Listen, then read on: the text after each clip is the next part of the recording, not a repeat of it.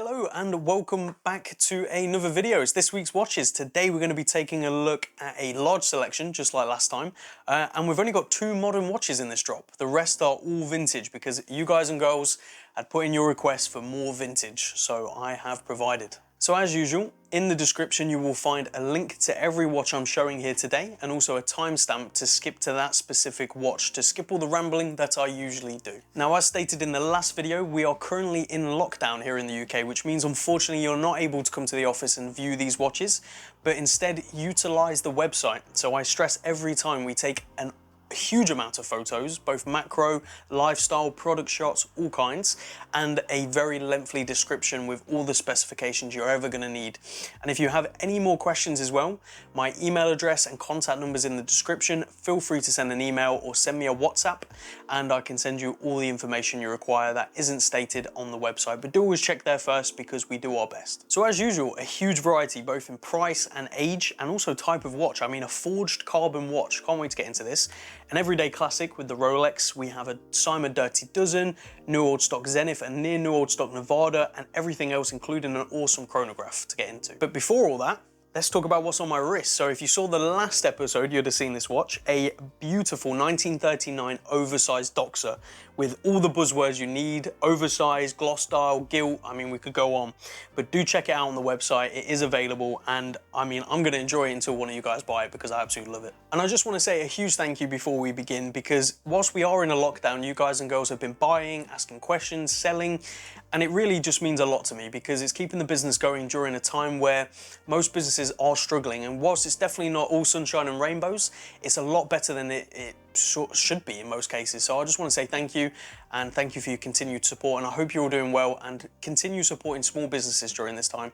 They need you the most now. So let's begin with the Rolex. So some of you may remember the last Rolex we had, which was the exact same reference, the 114270, and it sold pretty much immediately. Now that was thanks to the fact it was a complete set, it was unpolished, and they're getting very difficult to find like that.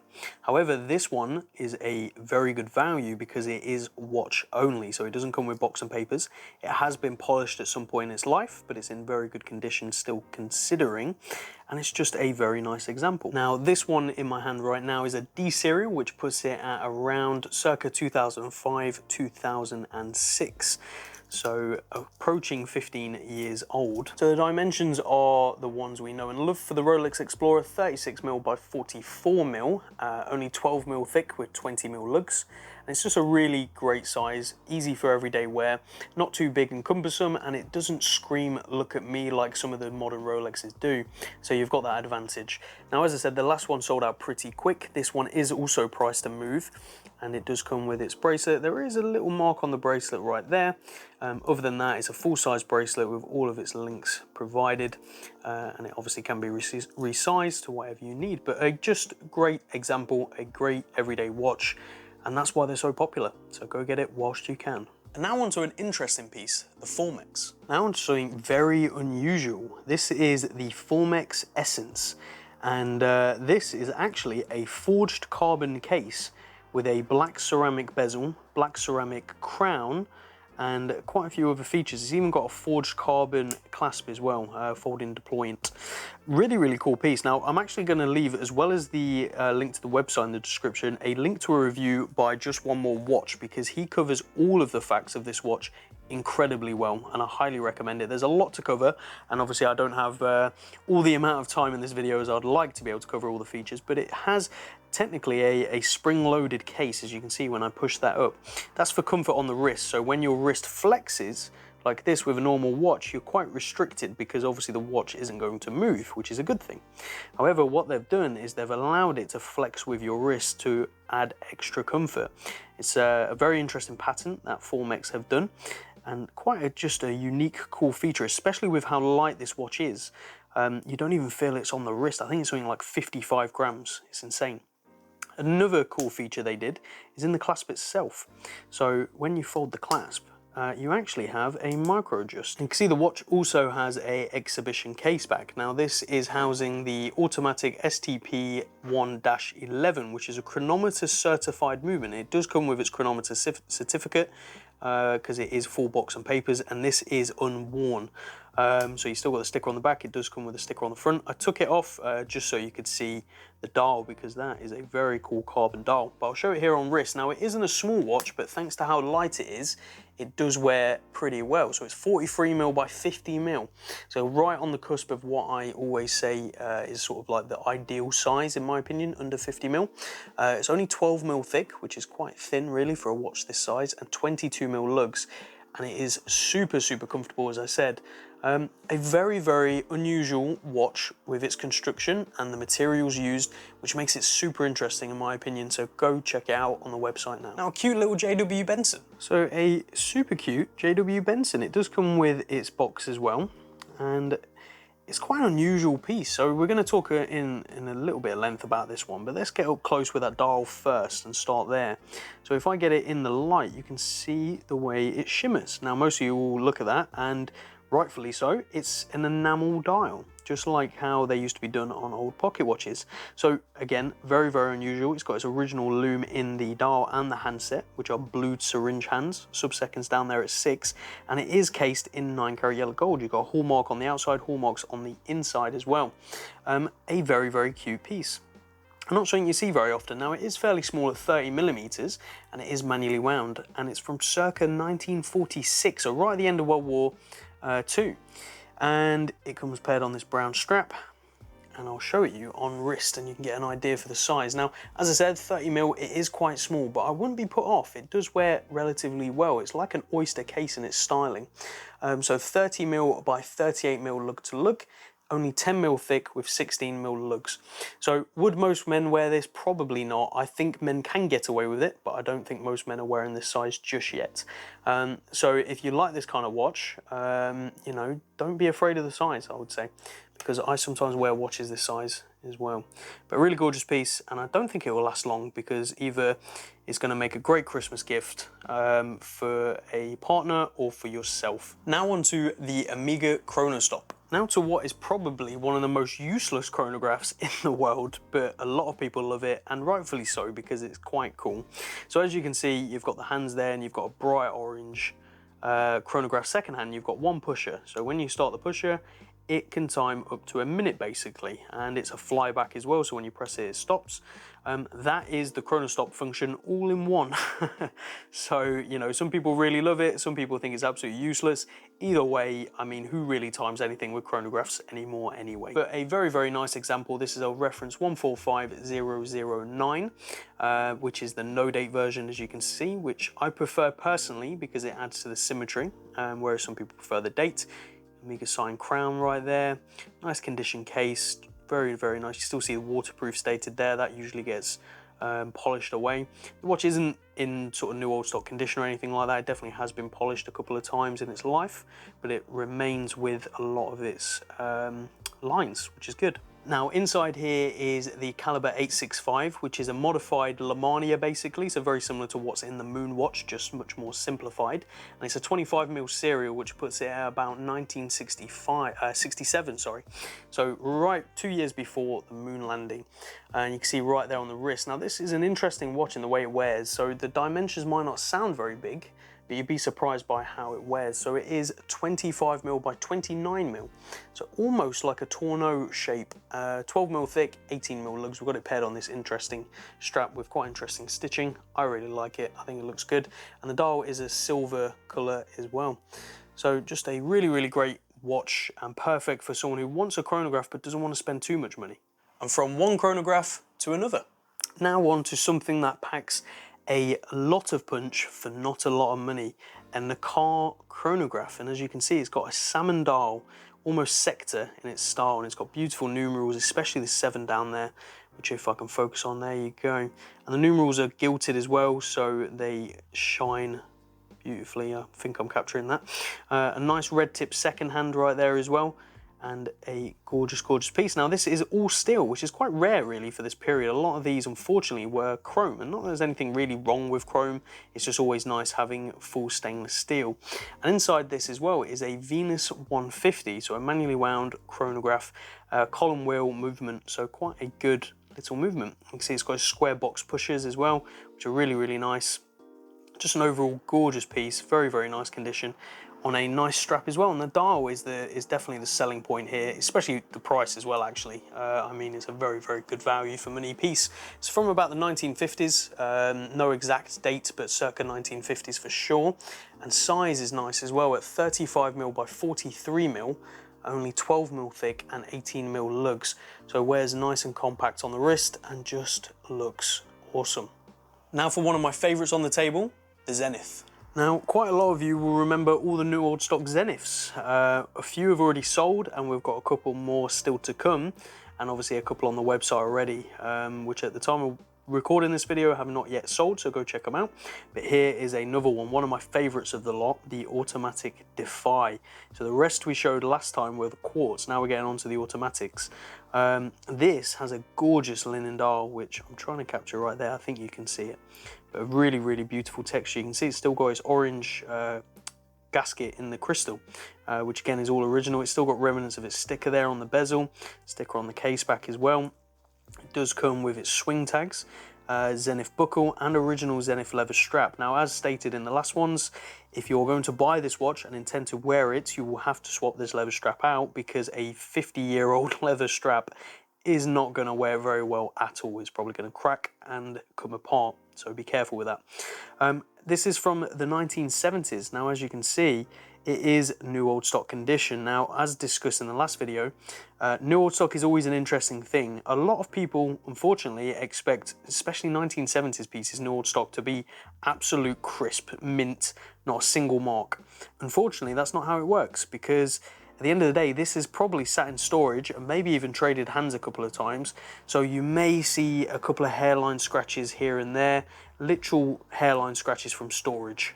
So keep that in mind when buying new old stock vintage pieces, because at the end of the day, these weren't very expensive watches back in the day, so they probably were just left in a drawer just like that, along with the other pieces. Now, in regards to this one, this has the ETA 2832 with a Zenith signed rotor inside, so a nice automatic movement.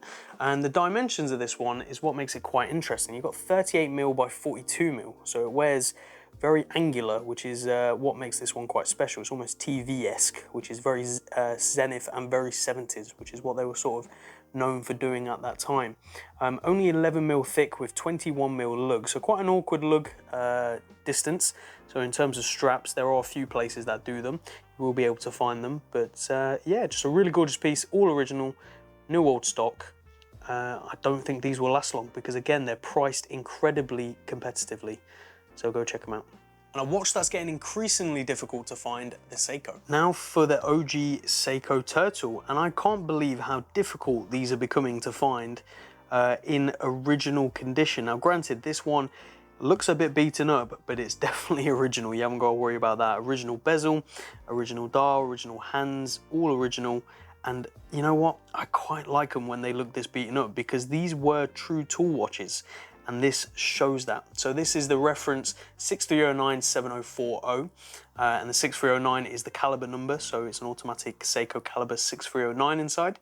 And this one is from 1976, so very early, because the Turtle was introduced in 1976, this model. So this is from the first year of production, which in my opinion makes it quite rare. The case is very nice. Granted, it has been polished in the past and it's got a few marks, but again, to be expected, especially with the crystal having a few scratches and the bezel being like that. If the case looked mint, it would definitely be a bit questionable. You can see the case back right there, all the correct numbers and everything. Nice crown as well, which is correct, and it recesses in nicely. Something to look out for. A lot of people replace these crowns, but just a very, very nice example. Now on wrist, by dimensions, it's a huge watch, but on wrist it wears incredibly well thanks to the shape of the case, which is why it's called the Seiko Turtle. It's 44mm by 45mm, so it comes way under that 50mm lug to lug I always talk about. So it sits very, very nicely. It is only 13mm thick with 22mm lugs. And right now I've got it paired on this black Tropic, which I think looks very, very good, but it looks good on multiple straps. And you can even get, from a brand called Uncle Seiko and a couple of others, bracelets, which actually fit this watch as well. But a gorgeous piece, and as I said, all original, which is the key with this model. So go check it out. Now the Syma Dirty Dozen. Now onto a Syma Dirty Dozen. So a lot of people, when they first look at this, they are not going to like it because of the loom. Now, as you can see, this has been re-loomed at some point in its life and the radium taken out. But I have a lot of collectors ask about the safety of radium. Now, at the end of the day, I think as long as you're not trying to lick the dial and the hands, you're going to be okay. The radium isn't really going to affect you unless you wear that watch all the time, every single day for the rest of your life. Then maybe it might affect you. But in general, I don't think you have to worry.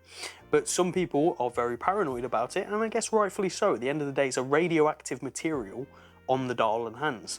So often there's a lot of people out there who want it taken off and replaced, which this was done quite a while ago because even the loom that it got replaced with has started to age itself. Now, the rest of the watch has been kept original. Unfortunately, some people redo the entire dial and the loom, which just ruins the watch in my opinion, but this is just the loom, so it's not a bad thing in my opinion. This is great for someone who's maybe a little bit more concerned about radium, so you get the joys of an original watch, all original, just with corrected loom, so you haven't got to worry. Now, at the end of the day, the MOD used to do this themselves. Now, this isn't an MOD dial, but MOD would swap them out because of the dangers of radium. And also, you know, at the end of the day, these were tool watches worn by military personnel who needed the loom to actually glow light for a long time, which radium just didn't. So this was a far superior material that they used. But you can see the WWW there on the back with the broad arrow there on the dial. Just a really nice condition piece. Now, the watch is definitely worn. At the end of the day, these were military issued, so you'd expect them to be. But the condition's nice all considering, and the Syma, in my opinion, is probably one of the better, if not the best, of the Dirty Dozen because of the size. Now, it's slightly bigger and it's all steel, which a lot of the Dirty Dozens were chrome, as a lot of you would know. So here it is on wrist. You have 38mm by 46mm, so really nice size, nice and compact. It is only 11mm thick with 18mm lugs. Now, these all should have fixed spring bars, which means only open-ended straps or NATO straps will work. Got it paired on this nice NATO strap, which suits it very well in my opinion. I don't think this is going to last too long, especially because the price we're offering it at, which is down to the fact it has been re-loomed. But beyond that, it's all original, so I wouldn't miss out on this. Now onto a simple but great Omega. A classic manually wound Omega. You can't really go wrong with something like this at all.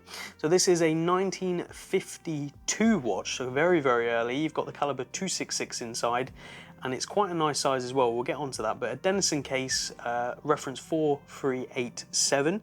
You can see a nice white dial there with 12, 3 and 9 applied sub-seconds down there. Long sword hands, Omega sign crown, just a cool piece. And we'll show it straight away on wrist. There's not really a lot to talk about this watch. It's just a good entry level, or even for a seasoned collector, Omega.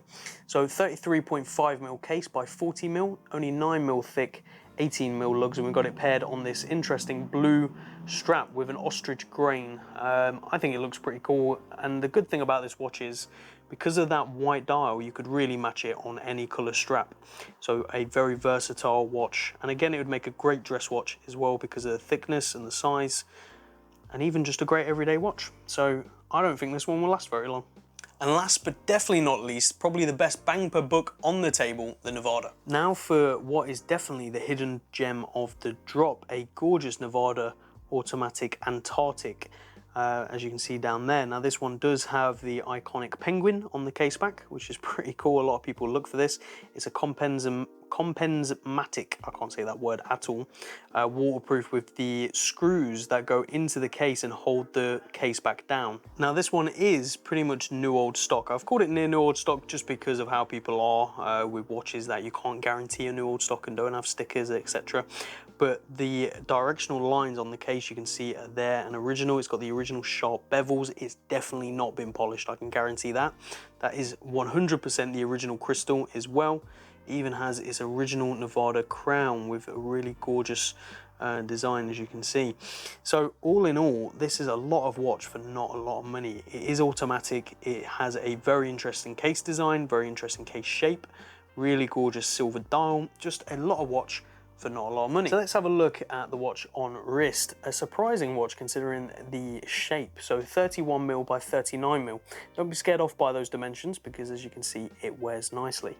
Only 11mm thick with 19mm lugs, currently paired on this nice brown strap with white stitching. A gorgeous piece. So go check it out and try and get it quick because I do think this one will fly. So there you have it, guys and girls. That is all the watches that have just landed right now at kibblewatches.co.uk. So go check them out, see all the photos, see the descriptions. As I said, you can't come to the office and view just yet. Hopefully by December you can, but in the meantime, utilize those photos, utilize the email and the contact number. I'm always available. So I really hope you enjoyed this video. If you did, be sure to leave a like, make sure you subscribed and follow on Instagram. That's the key to getting the watches early before anyone else because they're always in the stories. So thank you very much for watching. Keep safe, keep well, and we'll see you all next time. Take care.